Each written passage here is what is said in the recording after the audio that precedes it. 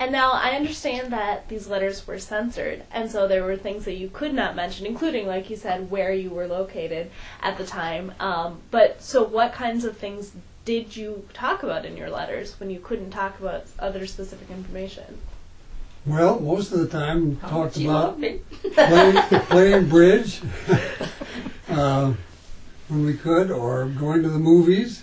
Which they did have. Which we did have, or some things that members of the company would do, you know, that might be of interest, or how much we missed each other and that sort of thing.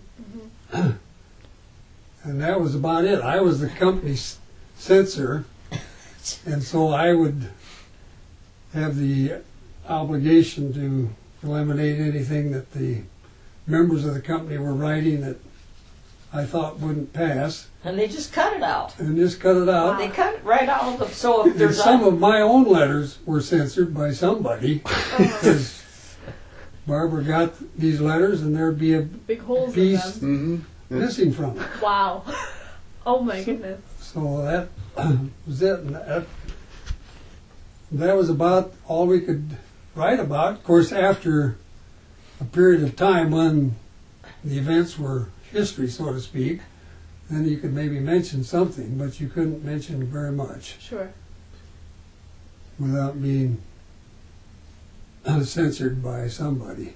Without getting your letter cut up. Yeah. Wow. Okay. They just cut out one little sentence. And I must have done it with a... How did you censor? With a razor? I don't know that. I've never asked him that. Well, I think... They cut it out just with a little... With a razor or with scissors and just cut it out. Yeah, we do have letters that, you know, you open them up and there's a... Now I want to know, just asking you, did you do a lot? Did you have to censor a lot? Did you have to cut a lot out? I don't think I had to cut a lot out, but I had to cut some out. Because I was required to read all the letters that these enlisted men were sending Pretty home. hot stuff. And censor them to make sure that nothing was in there that would be information that might be helpful to the enemy. I did have one thing to add about the letters while I'm thinking about it.